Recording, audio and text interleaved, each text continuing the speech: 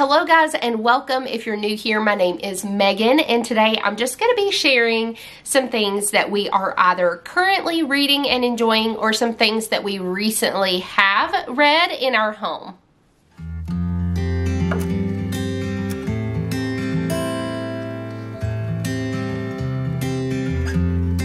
So let's start with some of our current read alouds right now in our homeschool. I'm also, by the way, going to be sharing some things that I have been reading as well. I know a lot of you mamas are doing reading challenges for yourself as well. And so I thought that I would start sharing some things that I have read or have been reading recently and what I plan to read to next, like in the really near future, as soon as I finish the ones I'm doing now. But first, let's start with our current homeschool read alouds. And the first one is A Viking Adventure. We actually are almost done with this one. The next one is we have been reading back through the Wing Feather Saga. We read this, listened to it read during COVID by Andrew Peterson himself, like when he would read it live. And so we just wanted to go back through it now that my kids are a little bit older and just to read back through it again, especially with the new series that has been released. So if you guys have not seen the new animated series for Wing Feather, I highly recommend it. My kids love it so far. We actually are getting ready to get together with some friends for the second season, quote unquote, for a watch party, and we're really excited about that. So that's our two current read alouds that we are almost finished with. And when we are done with those, we are actually going to be moving into these two. So I wanted to do one for fun, and so I thought Little Pear would be a good one. It looks like it's going to be a pretty quick read, so we will probably finish out January with that one. And then also diving into The Hobbit. So we are huge Tolkien fans, and I just thought this would be a really great one. Plus, it's a suggested read aloud in our history. So that is our family read alouds. Now, of course, we have been reading a lot of like picture books and things like that with my younger kids. I don't list all those here, but I will say we did pick out a really sweet one from the library. I'll pop up a picture right here. It's called The Little Blue Cottage. It was just a really, really sweet story. We read it actually at bedtime a couple of times, and it's just about a little girl who goes to this beach cottage, and it talks about every year, you know, the sights and the sounds and the memories and all that kind of stuff. And then I won't give too much away. Anyway, it's just really sweet. We also are reading a lot of like storybook classic type stuff, like fairy tales and things like that with Lily's Gentle and Classical Primer. So we're reading through a lot of like fairy tales and storybook classic kind of stories as well. Now, I wanted to go through and share with you guys also some things that my kids have been reading and enjoying. So the first thing I want to talk about is the Imagination Station series. So this is done by Adventures in Odyssey. They go on adventures in different time periods in history. And so this one is one I actually assigned my 5th grader who has dyslexia, and it was a book that the chapters were short enough where it didn't overwhelm him, but also there's some pictures interspersed as well, and he really, really enjoyed this. So the next thing, I don't know where the book is. It is probably honestly on his bedside table. He is really, really enjoying it, but it is The Dead Sea Squirrels, and it is put out by a Christian author. Obviously, it's kind of based on like the Dead Sea Scrolls. The kids in the story, the dad is an archaeologist, and they go to this dig site and make their way back home with these petrified squirrels that they think are dead. They're not. They actually come alive. So some adventure ensues, and it's pretty funny. So that's a really, really good one. Like I said, if you have some more reluctant readers or just want a fun read for your kiddos. One of my daughters who is becoming a very avid reader, like I don't even know, to be honest with you, I can't even remember the other 2 books right now that she read, but she has been reading through Matilda. She actually, I think, finished this one or is close to it. She doesn't have the bookmark in here, so I assume that she has finished it. But she has been reading through that. She also went to the library and has really been enjoying this one. This is the Girls Survive series. It's very similar to I Survived, except it's specifically stories of survival with girls. And she has really been liking this one. This is the one about the molasses flood. So she's actually almost done with this one as well. So my oldest son is actually reading through Tristan Strong Punches a Hole in the Sky. I had actually never heard of this one. It's the only thing I knew about it going into it was, first of all, that yes, it does have like mythology and stuff like that. It's actually based on African folklore, but it is very similar in a sense to the Percy Jackson series, except obviously it uses African folklore and those characters and stuff. But he is really enjoying this book. And the way that I found out about this is my friend Rachel over at 7 and All, her and her family have a curriculum company called Where'd You Learn That?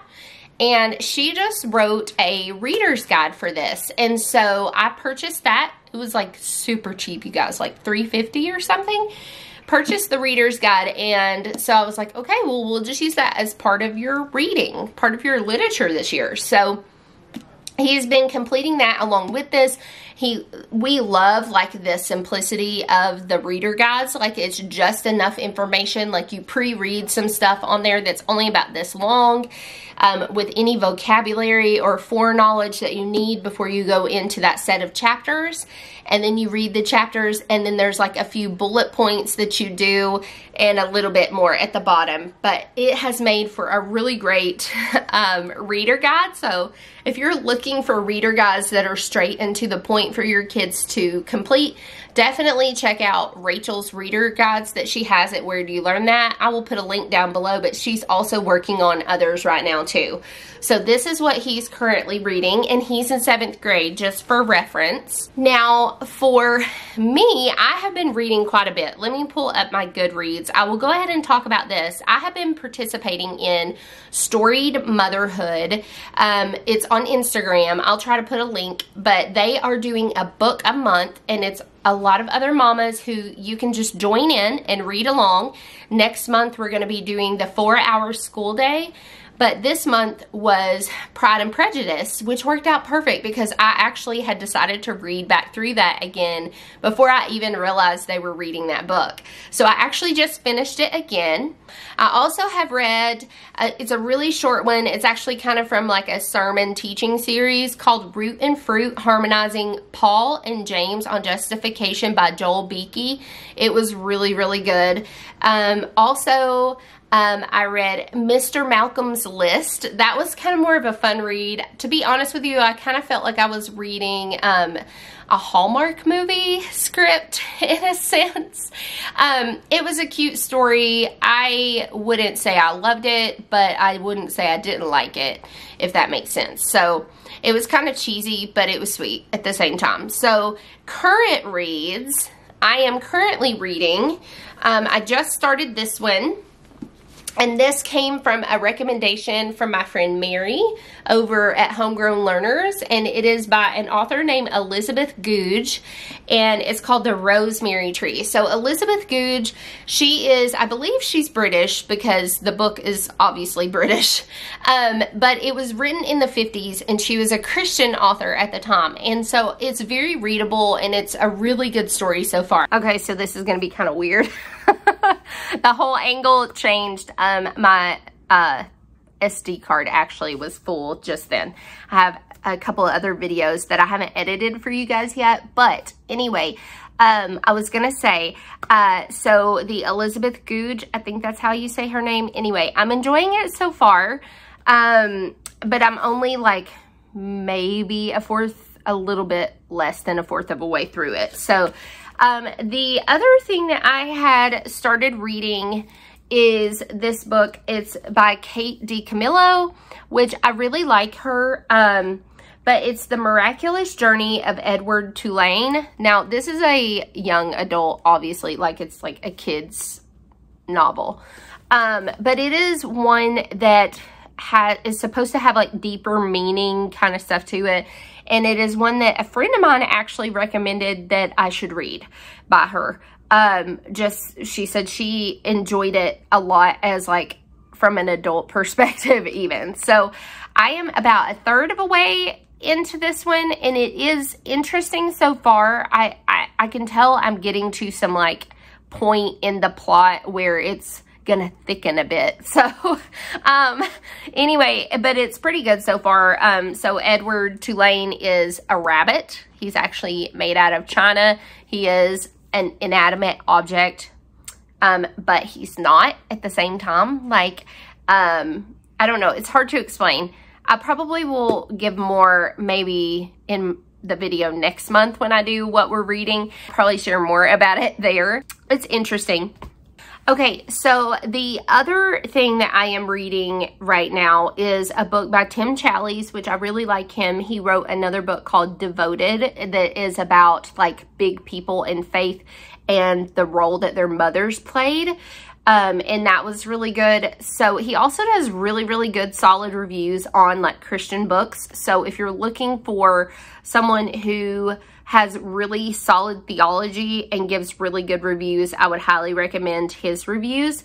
But the book is called Do More Better. And so it's a practical guide to being productive.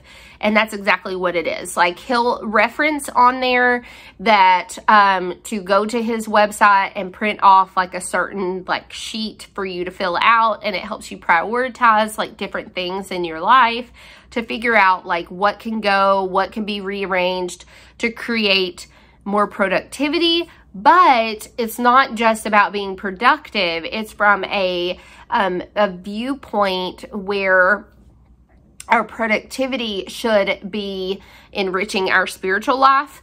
Like that should be at the forefront, not so much like what we think of as like worldly productivity. And so it's been really good so far. So I'm just reading through that one currently as well. And I'm getting ready to start a book called More Classic American Short Stories. That's what it's called. I don't have it with me. I checked it out on my Kindle, but that is my next one. I am kind of all over the place with what I like to read. I'm trying to branch out a little bit because typically I really like things with a historical focus or kind of memoirish type things. The American short stories, that kind of intrigued me. But then also obviously Pride and Prejudice and Mr. Malcolm's List, they're in the same category, I guess. That's kind of like romancy kind of things, which is typically not me. But I love Pride and Prejudice. That's one of my favorite books. And then also what I've been doing is doing another read through of the Bible. And that has been going really well as well. I kind of strayed from my checklist of like, read this on this day, and I decided, you know what, I think I want to skip back and forth between different books of the Bible and kind of mix it up a little bit. So I've been doing that and going back and forth between different books of the Bible just to kind of break it up just a little bit. But anyway, so that is what I am reading, what my kids are reading, and what we're reading in our home together. So I hope that you guys found this video helpful. Share down in the comments below some things that you have been reading or that your family's been reading that you all have been enjoying this month. And I can't wait to share what we're doing next month. And I want to see what you guys are reading too. Thanks so much, guys, and I hope you have a blessed day.